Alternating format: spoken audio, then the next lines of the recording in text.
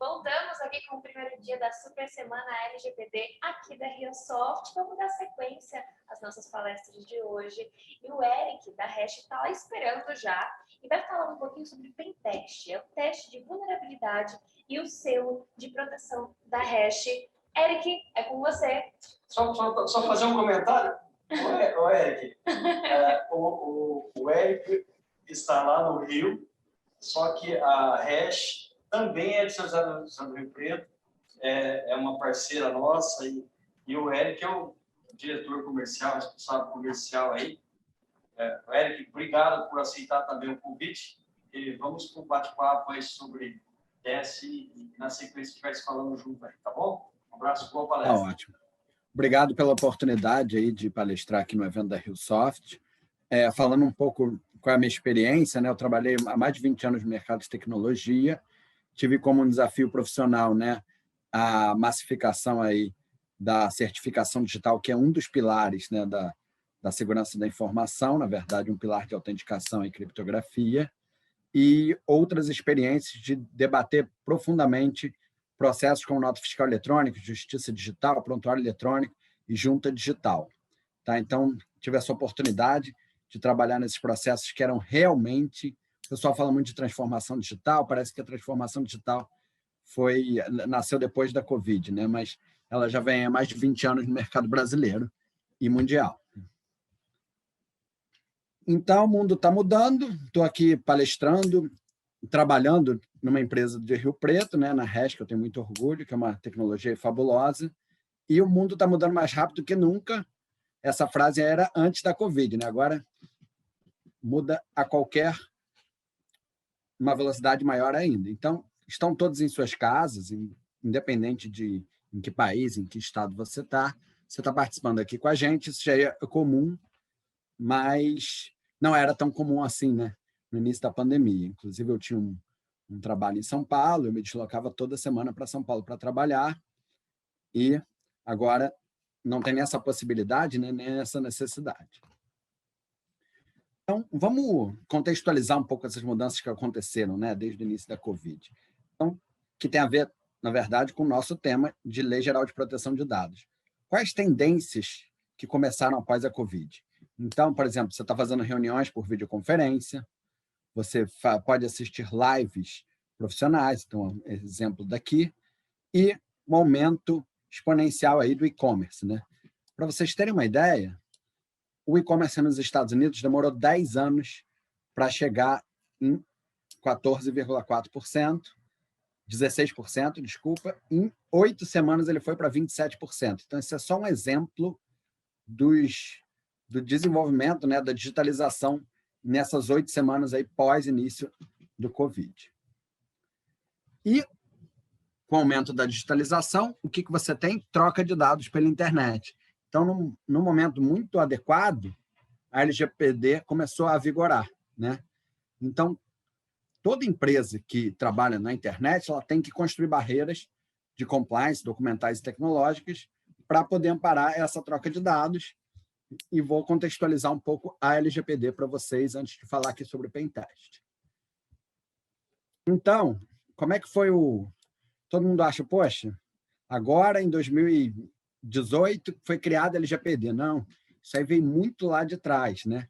Então, em 1890 começou a ser discutido privacidade, né? O conceito de privacidade era um pouco confundido ali antes da internet com o conceito de propriedade. Mas, em 1948, já na Declaração de Direitos Humanos da ONU, já foi definido que o direito à propriedade era um dos direitos do ser humano. Tá? Na Constituição Brasileira de 1988, também existia, no artigo 5º, o termo privacidade.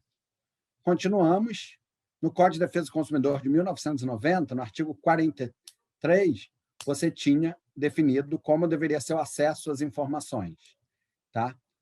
O governo brasileiro começou em 2010 a fazer uma série de consultas públicas que depois vieram a se transformar nas leis de acesso à informação, Lei Carolina Dickmann, Lei do Marco Civil e LGPD. Na Europa, em 1995, já existiam várias regulamentações de banco de dados. Tá? A GDPR foi começou a ser discutido lá antes de 1995. Em 2016, foi promulgada a GDPR. Tá?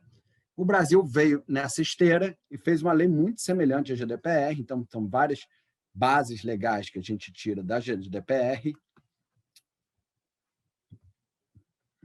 Tá? Primeiro, que é o modelo centralizado. Tá? Então, o modelo europeu é centralizador, assim como no Brasil. Você não vai ter uma agência por estado, você tem a ANPD, que nesse caso é a agência que vai normatizar todas essas decisões. Então, é uma autoridade independente com competência, tá? Para normatizar isso. E o que a LGPD traz também da GDPR? Primeiro, a definição de dado pessoal e dado sensível, tá, gente? A segunda é a definição de vazamento de dados. Então, você tem a contextualização desse vazamento de dados. O que você deve fazer em termos de compliance para se precaver, e cria a figura, daqui no Brasil, encarregado de dados, que é o DPO, que já foi comentado pelo Altamiro aí anteriormente, mas é a pessoa responsável por se comunicar com a autoridade, se comunicar, participar de todas as decisões, enfim, ele tem uma extensa lista de atividades. Tá bom? Então, todas as empresas que realizam coleta, guarda e tratamento de dados pessoais começam a ter demanda de segurança da informação, tá? Depois da LGPD, o que prevê algumas sanções administrativas para uso inadequado e ou vazamentos, que o vazamento pode ter dolo ou não. Então, a empresa pode ter mais culpa ou menos culpa, e a gente vai conversar um pouco sobre isso mais para frente.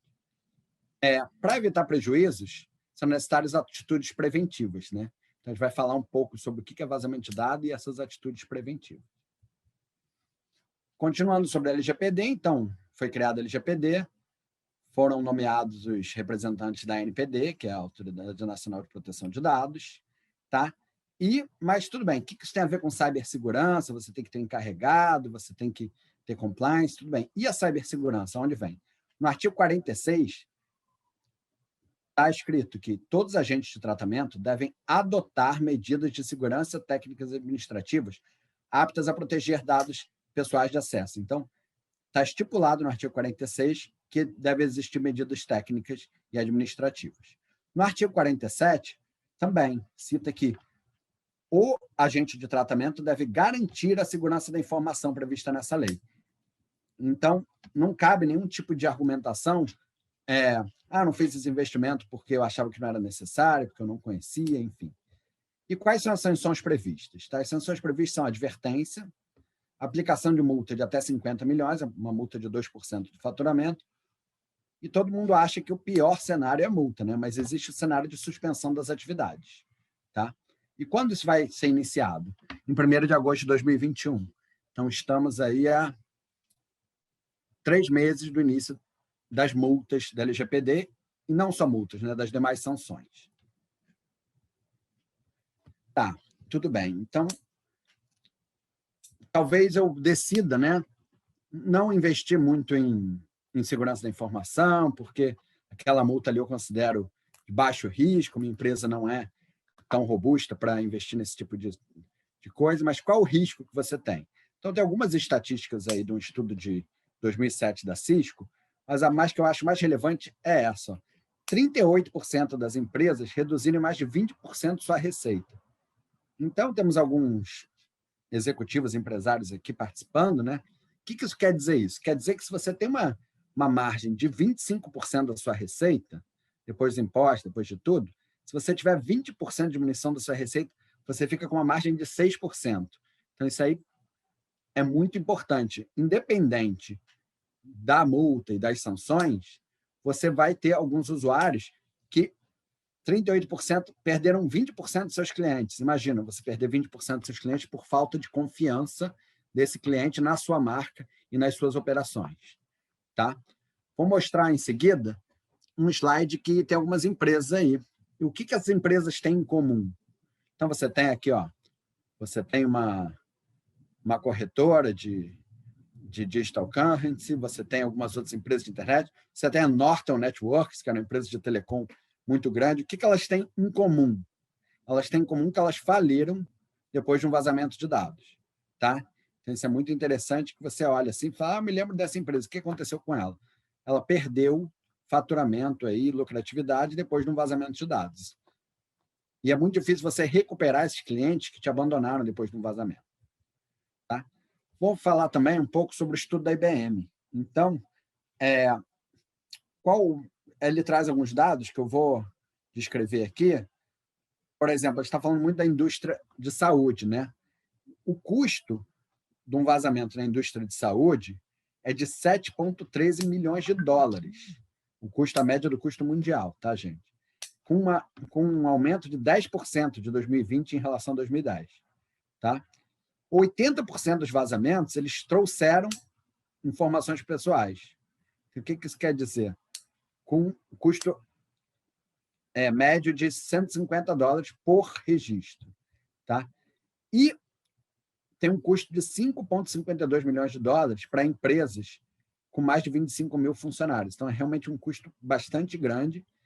Não, mas se você tiver poucos funcionários, para empresas de menos de 500 funcionários, é 2,64 milhões de dólares. Tá bom? Mas eu vou mostrar mais outros dados. Como eu disse, 80% dos vazamentos possuem dados pessoais. E quais outros dados que podem ter um vazamento, né? Isso aqui soma mais que 100, tá, gente? Porque um vazamento pode ter mais de um dado vazado dentro do mesmo vazamento. Então, você tem propriedade intelectual em 32% dos vazamentos, quase um terço. Dados anonimizados. Então, é menos pior que você ter um dado anonimizado. Outro tipo de dado ou dado pessoal do empregado. Tá? Então, esses são os tipos de dados vazados. Qual o custo, né, em milhões desses dados? Tá? Então, como eu expliquei naquela apresentação sobre os dados da Cisco, tá? Você tem 1,52 milhões de gasto com perda de negócios. Quais outros dados que você teria após o vazamento? Tá? 1,11 milhões de detecção e correção. 6% só para notificação das autoridades, usuários, enfim, legal, jurídica, e 25% de resposta a esses vazamentos. O que você tem que se comunicar com clientes e outras ações mitigadoras desses vazamentos. Tá? Continuando, o Brasil tinha um custo muito baixo de vazamento de dados, historicamente, porque os empresários não viam nenhuma sanção. Mas já com a LGPD, já de 2019 para 2020, antes de iniciar antes de vigorar, né, as multas, você já teve um aumento de 29% desse custo. Tá? Isso aí é porque o aumento de vazamentos, a própria promulgação, né, entrada da LGPD, ela já trouxe para o cliente, né, para o usuário final, né, uma percepção da importância da privacidade, tá? E a nomeação da NPD. Então, as pessoas os executivos e donos de empresa já estão cientes que podem ter uma sanção futura. Tá? Então, teve um aumento aqui do custo de vazamento no Brasil. Falando um pouco sobre custos de vazamentos por segmento, né? Aqui você tem o custo por segmento, então a saúde é o que custa mais, energia você tem uns custos extremamente altos, visto também o tamanho dos vazamentos, né? E o tamanho do banco de dados dessa empresa de energia, né? Financeiro, apesar de você ter um investimento muito grande no mercado financeiro, você tem um custo altíssimo também. Pharma, technology, enfim. Destaquei esses 5 segmentos principais aqui, com custo por dado vazado. Tá? É importante prestar atenção que, às vezes, você tem um custo global do vazamento, às vezes por dado vazado nesse estudo. Mais alguns dados, houve aumento no setor de energia, como eu falei, healthcare e varejo, que em inglês é retail. Né? Então, com o aumento do e-commerce, você teve aumento 2 vazamentos. e da criticidade desses vazamentos, porque as empresas começaram a ter a maior parte dos dados dos clientes ali no ambiente virtual. Tá? Mais alguns dados sobre variação de 2019 para 2020 por tamanho de empresa. Tá? Então, você teve, por exemplo, nas pequenas empresas, uma pequena diminuição, e nas grandes empresas, normalmente, um aumento desse custo, desse vazamento. Provavelmente, as empresas de mais de 25 mil são empresas, eu vou falar isso até mais à frente, com maior maturidade, que elas já têm um departamento de cibersegurança, já têm um departamento de compliance, já têm um banco de dados corporativo, por exemplo, com criptografia. Então, elas já têm um investimento em medidas mitigadoras. E também na compliance, né? O que eles fazem após um vazamento. Então, essas empresas que têm esses departamentos mais robustos já têm todas essas políticas que foram citadas anteriormente. Falando um pouco do que o Altamiro e o Emerson falaram, né? Então, você tem diversas ações para você ter uma empresa 100% segura. Isso está um pouco explicado na ISO 27001. Tá? Mas existem algumas ações, o ideal é você fazer um trabalho de médio e longo prazo, por exemplo, uma certificação 27001, mas isso é um pouco longínquo para algumas empresas, dependendo do tamanho delas. Então, você tem ações mitigadoras que são mais diretas, por exemplo, um projeto de LGPD, um software de gestão, ou, como eu vou explicar agora, um pentest. As ações que a gente faz aqui com análise de vulnerabilidade estão contempladas dentro do item Operation Security, tá? Normalmente, mas elas também fazem um diagnóstico e mapeiam alguns outros pilares da segurança aqui. Falando um pouco de pentest, né? Então, o que é um pentest, né? Tá bom. Eu quero descobrir aqui se minhas aplicações e minha rede é segura. Como é que eu começo? Né? Primeiro, explicando que o pentest, normalmente, ele é focado ou numa rede ou numa aplicação. Então, você pode fazer em todas as redes, em toda aplicação, você pode fazer só nos servidores, só na máquina do usuário, você pode fazer numa aplicação específica, você pode fazer na API, você pode fazer na aplicação web, você pode fazer um pentest mobile. Então, existem, basicamente, principalmente, 3 tipos de teste, né? O de rede, o de aplicação web e o de aplicação mobile, né? Que a gente chama normalmente o iOS e o Android.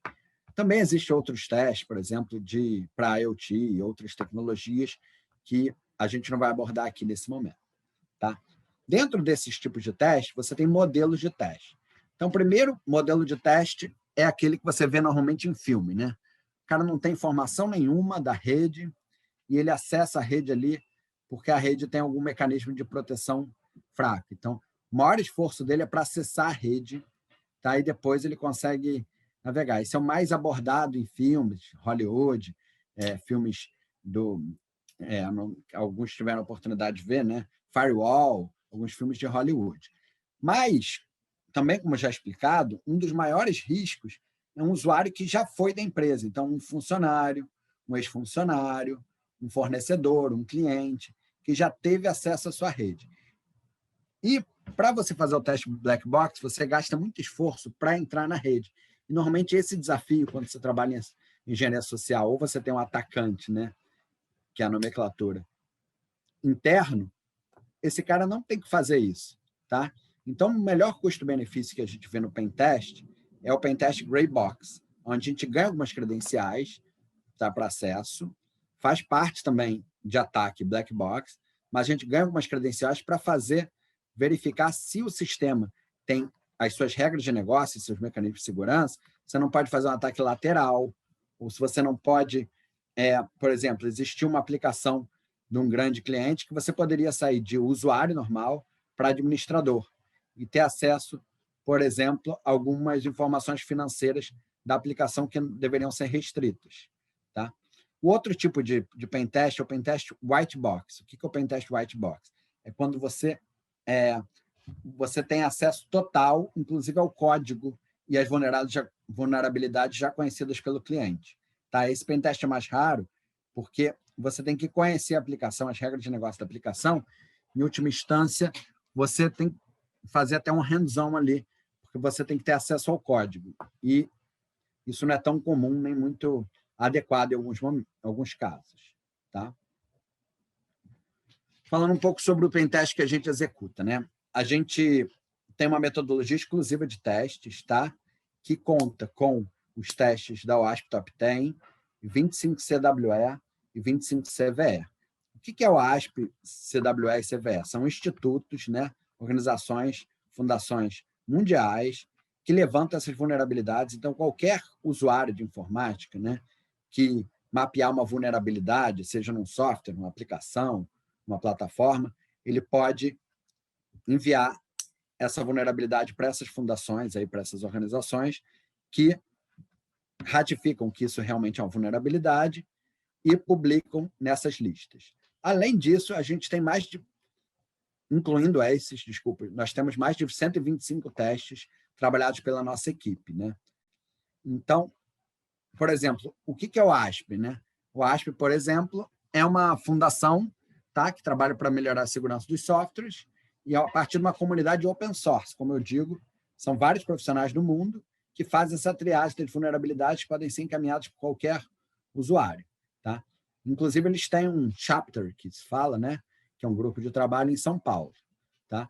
Como exemplo, eu citei 10, eu acho que Top 10, né, que está publicado no site deles, que são os tipos de vulnerabilidade que eles consideram mais críticas, tá? Assim como existe o ASP, existe a CVE e a CWE, que são outras metodologias, e existe a CVSS, que é uma metodologia para você mensurar a criticidade daquela vulnerabilidade. Como é que a gente define, né, quais são os testes que a gente vai saber, o que é mais crítico? A partir dessas organizações aí internacionais e a partir de um conselho consultivo, né? Conselho consultivo que conta com o Demi Gates, né, que é conselheiro, diretor-presidente do NIC-BR, conselheiro do CGI, com o professor Adriano Canzian, que é um docente da Unesp, PhD, trabalha com mais de 25 anos em segurança da informação, e no pilar aí de compliance de direito, o professor Newton De Luca, né, que é um especialista desembargador que muitos conhecem aí da área de direito e tecnologia. Com essas metodologias da OASP e benchmarking internacional e o nosso conselho consultivo, a gente montou uma plataforma, né, que é o selo de proteção, que a gente executa pentest a partir das vulnerabilidades encontradas, né, é encaminhado um relatório onde a gente realiza, porventura, reuniões com o cliente para detalhar essas vulnerabilidades, entrega uma base de conhecimento de como corrigir essas vulnerabilidades, e dependendo da vulnerabilidade, você tem muitas ações, tanto mitigadoras quanto corretivas, tá? E depois que o cliente consegue fazer essa correção, a gente documenta isso tudo numa plataforma, que eu vou mostrar mais à frente, que é o Argus, e define alguns scans automatizados, né? Então, a análise de vulnerabilidade ela possui dois tipos de trabalho, né? Um trabalho é o pentest, que é um teste manual, e o outro é um scan, que é um software que você coloca para rodar naquela aplicação para mapear as vulnerabilidades, tá? Essas duas metodologias são feitas em paralelo, então o melhor resultado é quando você utiliza as duas em conjunto, tá bom? Falando um pouco aqui sobre o Argus, não vou mostrar o sistema todo, mas, por exemplo, para cada aplicação, então, se você tiver 10 aplicações, você tem o status aqui de testes e retestes, assim como o status de vulnerability scan, né, que é análise automatizada, e você tem as vulnerabilidades que foram encontradas, assim como em algumas telas você tem se aquilo ali está decrescendo no tempo, aumentando no tempo, o que atende a uma exigência da LGPD, por exemplo.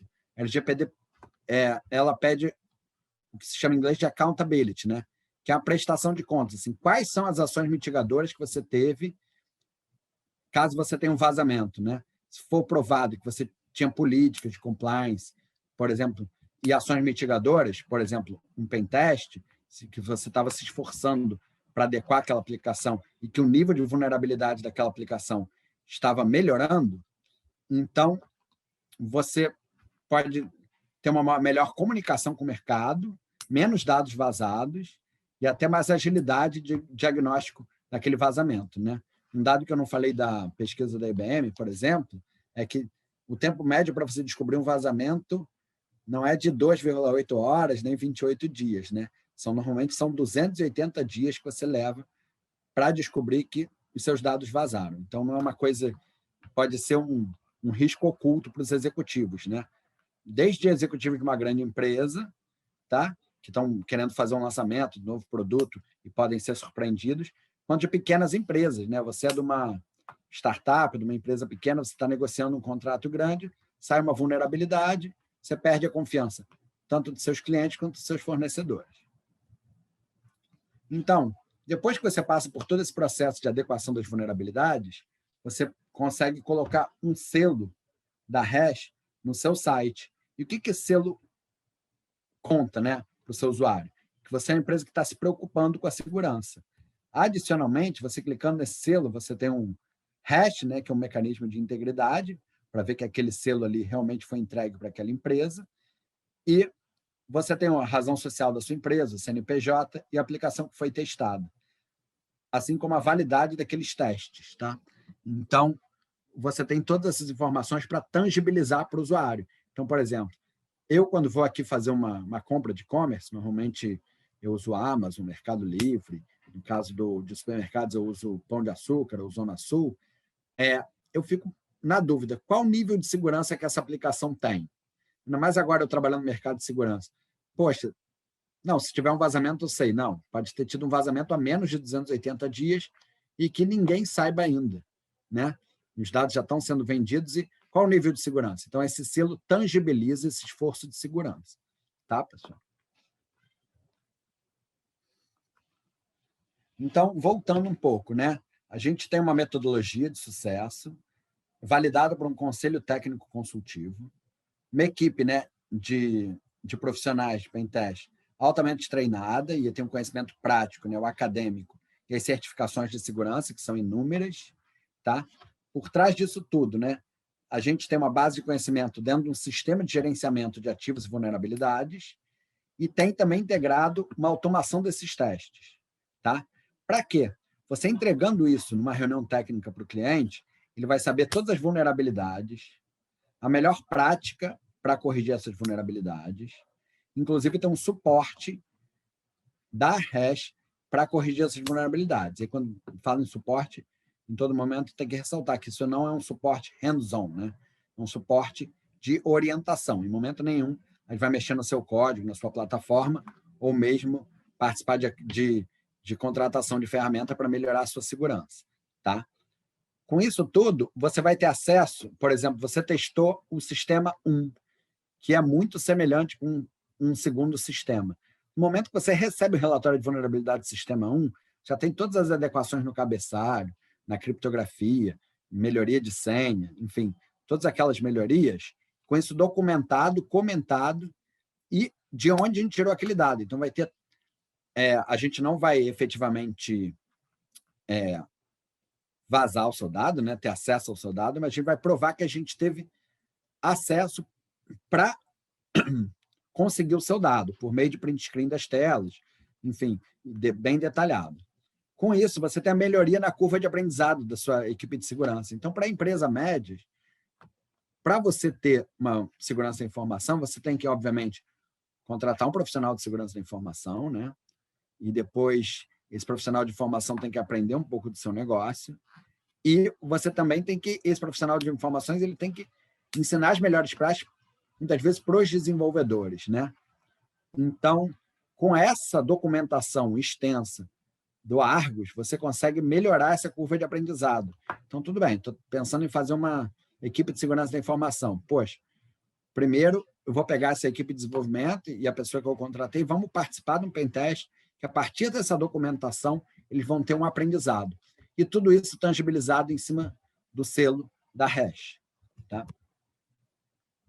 Como benefícios adicionais desse selo, tá? E desse processo, você tem a maturidade empresarial, o aumento do valuation da sua empresa, obviamente que eu já falei, a mitigação das sanções da LGPD e vantagem competitiva seja em licitações, seja em RFPs, está previsto, inclusive, na política de governo digital, né, que tem que ser feito investimento pelos fornecedores nesse tipo de coisa. Então, pode ser um critério, inclusive, decisivo, tanto para RFPs quanto para compras públicas, né? A exemplo, a Vale do Rio Doce, por exemplo, quando contrata os fornecedores, estipulou, esse prazo já acabou, né? Mas eles, como têm operação na Europa, então eles têm que estar aderentes à GDPR, eles estipularam um prazo de 12 meses para os fornecedores deles se adequarem a LGPD e GDPR.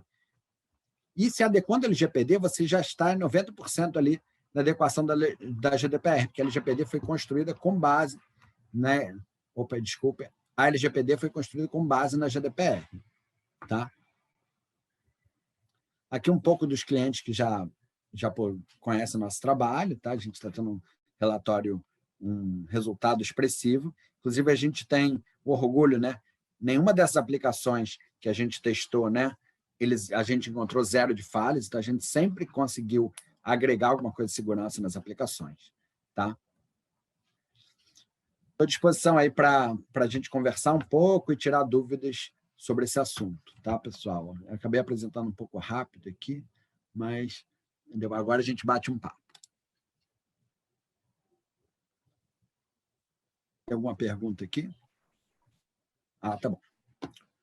O pentest pode ser realizado em sistemas desktop ou apenas em aplicações web. Então, como eu citei, você tem um pentest de rede que pode ser feito tanto em rede cloud, como em rede física, né, servidor, como em mecanismo de rede, switch, hubs, enfim, e também em desktop, tá? Não é muito comum que você faça desktop e existe uma economia de escala. Então, se você tem, por exemplo, 1.000 computadores com a mesma versão do Windows e com os mesmos softwares rodando, né? Você tem uma aplicação ali padrão para os usuários, você vai ter que fazer, normalmente, um pentest e, adequando aquela máquina, você conseguiria adequar as demais. Obviamente, se você tiver vários perfis de administrador, de técnico, você teria que fazer vários pentests para diagnosticar quais são as vulnerabilidades de cada máquina, tá? Quando o pentest identifica uma vulnerabilidade, a realiza a adequação daquele erro? Não, a gente nunca faz trabalho de hands-on, a gente aumenta muito a curva de maturidade e orienta o cliente como corrigir isso. Então, toda a nossa base de conhecimento é tropicalizada, né? Que é o que se fala quando você tem você tem essa documentação toda em inglês, então a gente tropicalizou tudo, traduziu isso tudo, e a gente faz orientação em reunião específica após a entrega do pentest e dá suporte nessas adequações. Então, a gente orienta tanto com link de boas práticas, quanto orientações específicas, mas, como eu disse, a gente nunca pega a mão no código, que, inclusive, teria um risco, né, de você arruinar o código do cliente, então o risco de negócio é muito grande, quanto também a gente não faz aquisição de ferramentas. Então, por exemplo, a gente fala assim, você tem que utilizar uma criptografia mais forte. E o cliente, por exemplo, entrando em contato no suporte, poxa, mas qual criptografia é mais adequada? Pô, então você usa uma SHA-256, enfim. E você vai sugerindo, e a outra pergunta é, quais plataformas têm esse nível de criptografia?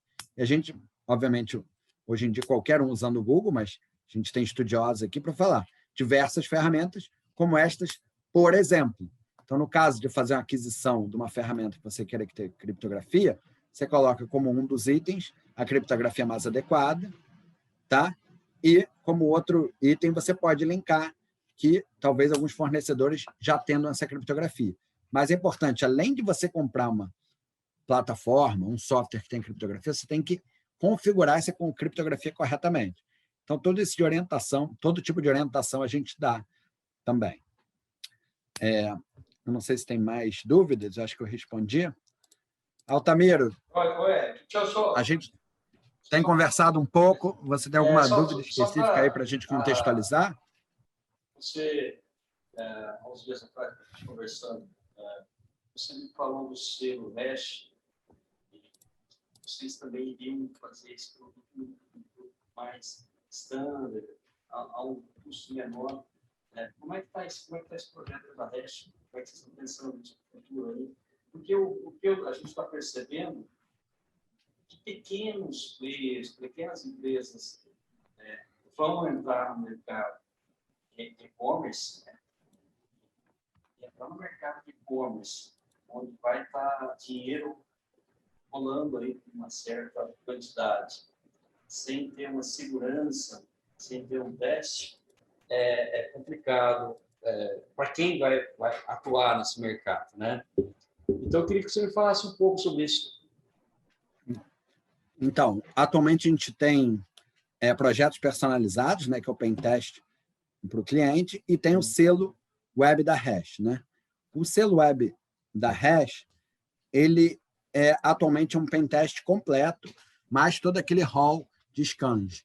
A gente está agora no segundo semestre, no início do segundo semestre, Altamiro, lançando o selo mais automatizado, né? Que ele vai cumprir. Por que o nosso esforço? Porque ele tem que cumprir todos os requisitos top 10 da OASP, que são os requisitos internacionais, assim como os principais requisitos da CVE e CWE. Então, para você ganhar um selo desse, isso vai dizer para o seu usuário que você está seguro, né? Então, você tem que corrigir todas as vulnerabilidades críticas, altas e algumas principais médias, tá? Mas esse selo que a gente vai lançar com automatização, ele vai ser exatamente focado para o pequeno e-commerce, a pequena empresa, startup, para fazer esse processo e de forma automatizada e contínua, né? Com 12 meses de validade.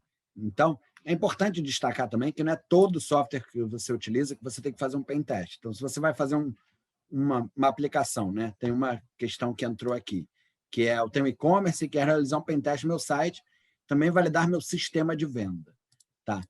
Você tem algumas ferramentas que são desenvolvidas pela própria empresa, às vezes baseado em alguma plataforma, por exemplo. Então, muitas empresas desenvolvem, por exemplo, e-commerce baseado no Magenta. E aí sim, você está hospedando na AWS, você tem que fazer um pentest disso. Mas, por exemplo, se você utiliza um RP, como é o caso da RioSoft, por exemplo, então a RioSoft que vai contratar o seu pentest.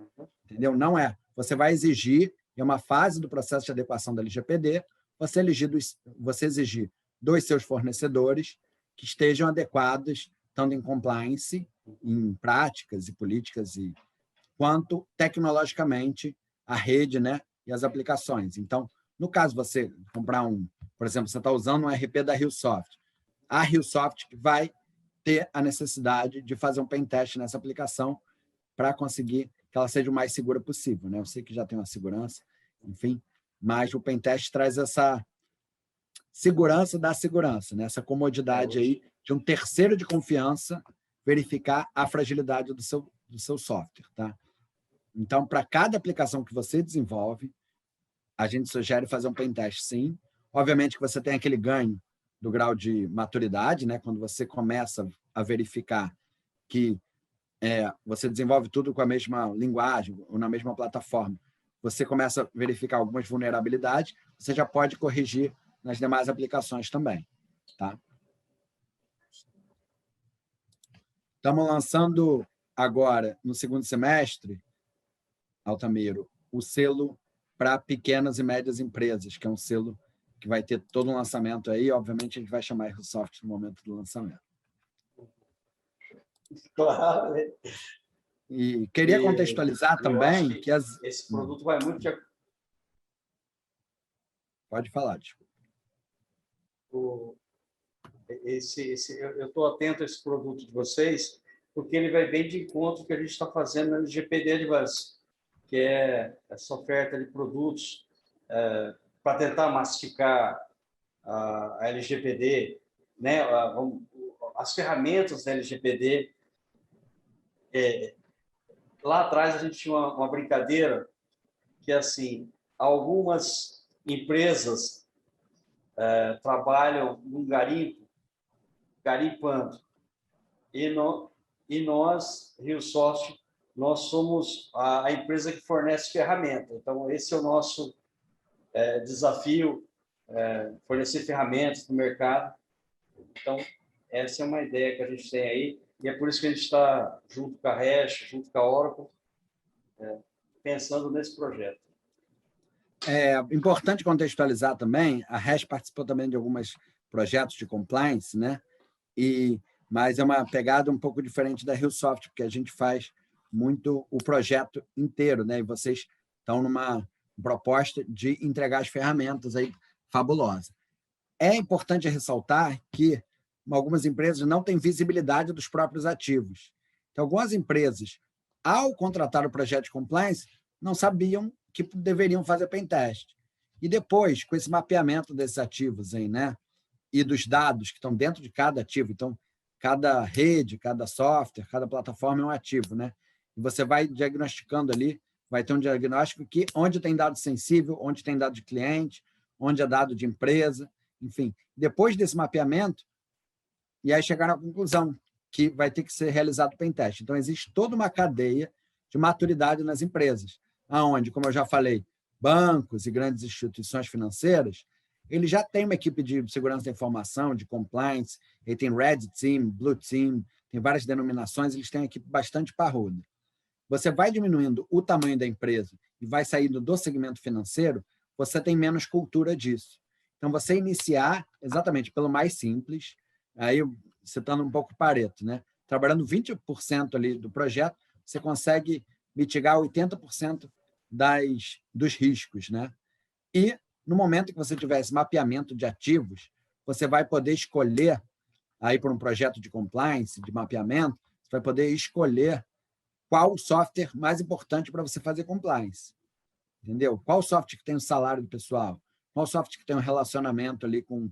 Você pede mais informação sensível. Então, esse software vai ser prioritário nesse processo de pentest. Porque também, se você contratar todos os bancos de dados, com todas as features, toda a consultoria de compliance, consultoria jurídica, DPO, suporte aí de pós-vazamento, seguro cibernético, criptografia, segundo fator de autenticação, firewall, tudo isso vai pesando. Então, o mapeamento de ativos é muito importante para a gente saber que ativo atacar com esse tipo de análise de vulnerabilidade.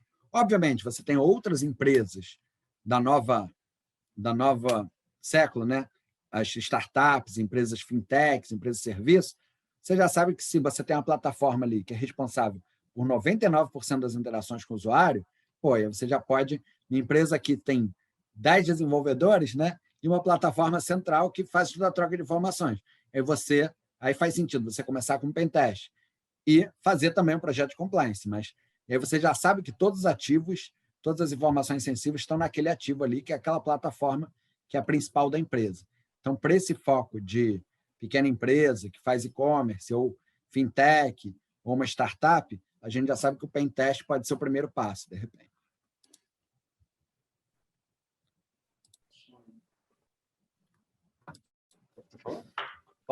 Tem mais dúvidas aqui?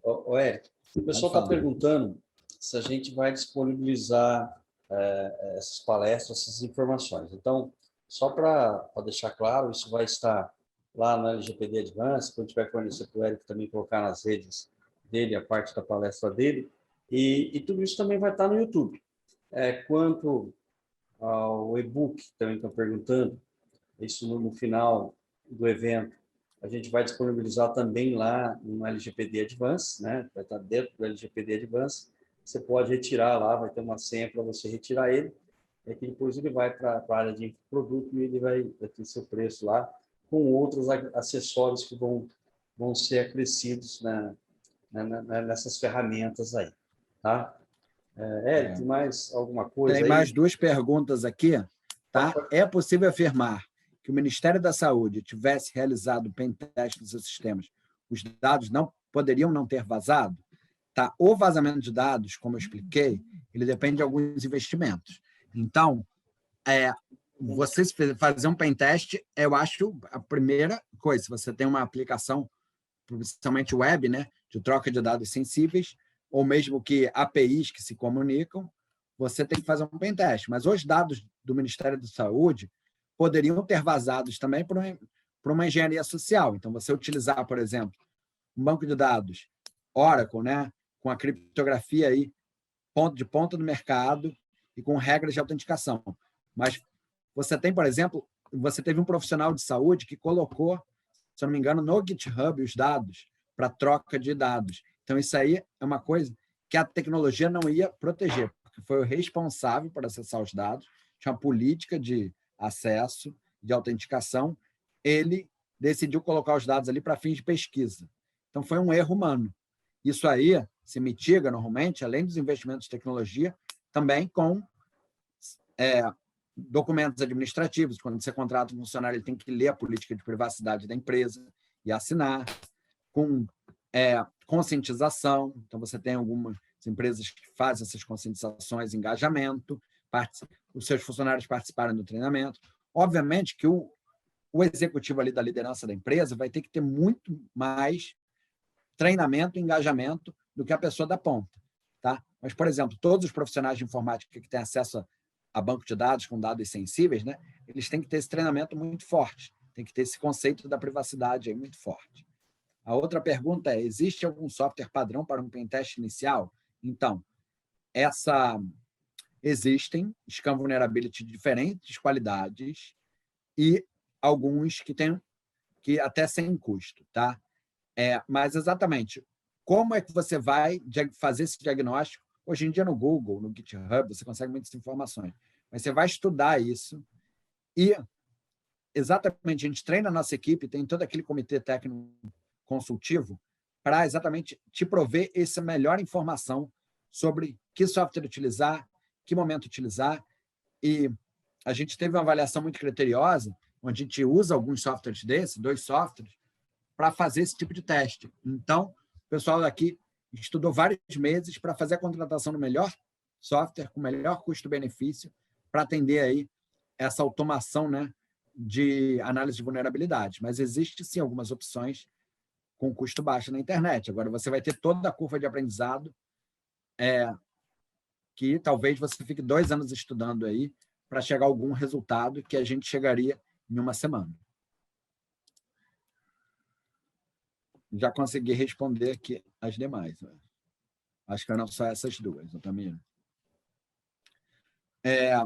Ratifico aí meu prazer de participar do evento, tá, Otamiro? Foi bem legal.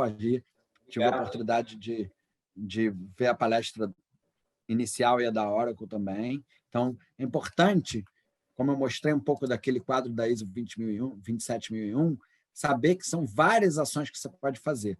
Então, contar com especialistas, empresas, no caso de vocês, que já fizeram um produto ali, que é um quick start, né, para processos de LGPD, é importante, assim como trabalhar com a empresa que investe capital humano, né, para fazer essas pesquisas de vulnerabilidades e adotar as melhores práticas, é muito melhor do que você pegar um software na internet e tentar fazer uma análise de vulnerabilidade de vocês. Você vai ter um caminho aí muito tortuoso para chegar no resultado esperado, e o resultado não esperado pode ser um vazamento que vai acabar com a imagem da sua empresa. Né? Ô, Eric, só para complementar isso aí,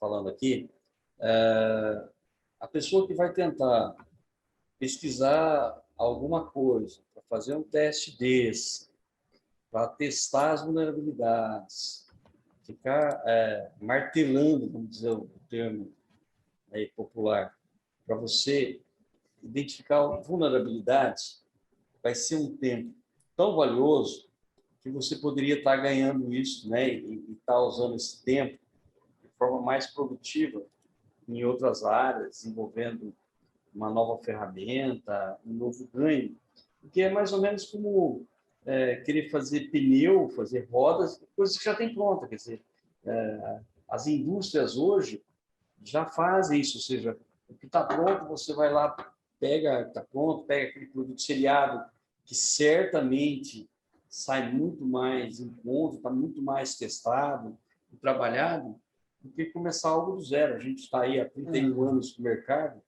e que a gente já aprendeu com isso de usar coisas que estão prontas, que é fácil de você ir no mercado comprar, que você tem um fornecedor. Hoje, assim, tudo você compra componente, né? Nós trabalhamos muito com componentes de software. Às vezes você tem um componente que está pronto, se a sua equipe for desenvolver ele, muitas vezes ela vai levar anos fazendo isso, você compra isso com 2, 3 mil dólares. Vou dar exemplo aí de ferramentas para quem desenvolve, às vezes uma ferramenta de workflow para você colocar dentro do teu software.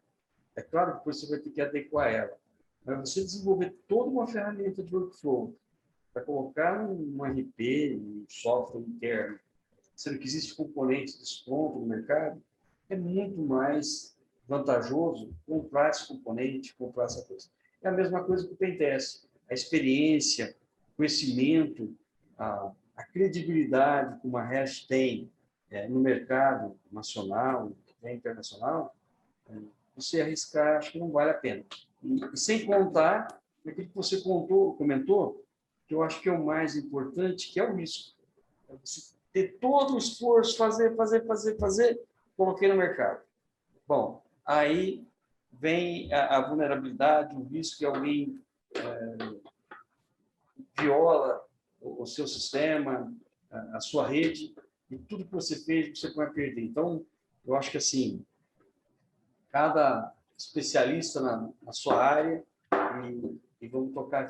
E só para contextualizar, a mesma coisa que você falar que não vale a pena usar cloud. É mais fácil, na época, você fazer um CPD, né? Depois foram data centers, onde você tinha que montar desde o solo, né, até a estrutura elétrica. E você tem que ter 2 data centers, que eles têm que ser separados em 100 quilômetros. E aí você tem que ter estrutura de rede duplicada. Então, você tem que ter 2 operadoras de telefonia para dar banda. Você fala assim, mas não vale a pena usar cloud, então vou fazer meu próprio data center, que é o que muitas empresas fizeram, inclusive empresas públicas, né? E estão com um custo enorme ali, que poderiam usar cloud, e hoje em dia a cloud é escalável, é segura. Então, assim como vale a pena trabalhar na cloud, né? Então isso já está provado, vale a pena fazer um pentest também, né? Porque você economiza o tempo dos seus desenvolvedores. E você tem, como eu disse, o aprendizado da sua equipe. Então, não é que você tem que desistir de ter uma equipe de segurança da informação, de ter um DevSecOps, né? De um desenvolvedor com skills de segurança. Não, você vai colocar uma pessoa ali, obviamente, ela pode ir fazendo as certificações de segurança, e ela vai aprender com aquele trabalho, que vai estar tudo numa base de conhecimento com acesso de todos. E se você depois, porventura, trocar o desenvolvedor, você vai ter acesso àquela base, né? Quais eram as vulnerabilidades daquele software, se aquele software foi desenvolvido, por exemplo, em .NET, com banco de dados SQL. Então, o outro também foi desenvolvido em o front-end era HTML, por trás era .NET, e era um banco de dados SQL. Então, poxa, será que ela não tem as mesmas vulnerabilidades? Então, você tem essa curva de aprendizado, né? E pode contar com uma equipe já formada aí por acadêmicos, técnicos, né? E, enfim, com toda essa base de documentação, com software já disponibilizado para isso, né? É mais ou menos, há um tempo atrás o pessoal falava muito, você não tem uma usina de energia na sua casa, na sua empresa, entendeu? Claro que vai ter aí os fotovoltaicos, mas o armazenamento volta para o sistema de energia, né? Porque não dá para você ter todas as baterias. É o mesmo caso do data center, do cloud. Então, vai chegar um tempo em que isso vai ser coisa do passado. Ninguém monta uma usina de energia na casa, até porque você teria que usar combustível, risco, quer dizer, tanta coisa contra que não valeria a pena, né, você ter na sua casa, na sua residência, um sistema de energia próprio. Agora, eu sou uma empresa, estou numa fazenda, estou num lugar com difícil acesso, aí talvez o sistema valeria a pena. É a mesma coisa, o Cláudio. Quando lá atrás a gente começou com isso, a falar nisso, o custo era realmente um pouco proibitivo para as pequenas empresas. Hoje não, hoje você tem ofertas no mercado aí de hospedagem, né, e com segurança muito acessível e que vale a pena você colocar todos esses aplicativos na nuvem. Aí volta novamente a questão da segurança, dos testes, dos 20 anos atrás, quando a gente colocou o nosso primeiro sistema web para fazer apontamento de serviço. Poxa, vamos pegar os nossos dados. Então, a história é a mesma, a única coisa que tem que ter hoje é essa questão de segurança. Ou você trabalha de forma profissional, usando empresas e profissionais capacitados, né? Ou fecha numa redinha pequena lá e não sai para fora. Só que com esse novo mercado, com o e-commerce, pandemia, crescendo 75%, quem não for para esse mercado vai ter sérios problemas nos próximos meses. Não é nos próximos anos, é próximos meses. Então, eu acho que tem que ter uma adequação, tem que ter uma visão de que tudo está mudando, né? Nada será como antes, tem aquela música que fala disso, e a gente tem que se preparar para isso, para esse novo mundo aí. E eu tive a oportunidade, né, de participar, aí há 20 anos atrás, você ia nos endereços web, nenhum tinha certificado SSL, né? Então, ninguém usava aquela criptografia do servidor para o usuário final, né? Aquela criptografia SSL. Atualmente, todos têm, mas a informática evoluiu e hoje em dia existem novas vulnerabilidades. Então, existe desde a pessoa que tem um SSL não configurou corretamente, como um cabeçalho, como a criptografia, como uma senha fraca. Então, esses métodos todos estão descritos nessas metodologias internacionais e têm que ser trabalhados por uma equipe robusta, né? Com profissionais com conhecimento ali, para dar uma certeza que você está, exatamente aquilo que você falou, sem risco para os usuários finais, né? E o selo é importante que dá visibilidade para esse usuário final, tá? Dessa segurança. Então, é muito interessante quando você clica ali e você pode verificar, como sendo usuário final, que não tem vulnerabilidade alta e crítica. Isso vai ser muito difícil que a pessoa tenha acesso a um dado pessoal seu ali pelaquela interface web. Você tem mais segurança para colocar seus dados. Então, isso aumenta o fechamento do carrinho, aumenta a confiança do usuário. Quantos sites a gente, como usuário final, não saiu do site falando, poxa, será que esse site aqui tem a segurança necessária para eu colocar esse tipo de dado? Será que esse site tem a segurança necessária e existe já um padrão, né, PCI DSS, para colocar meu cartão de crédito? Então, tudo isso, hoje em dia, é trabalhado nessas vulnerabilidades aí.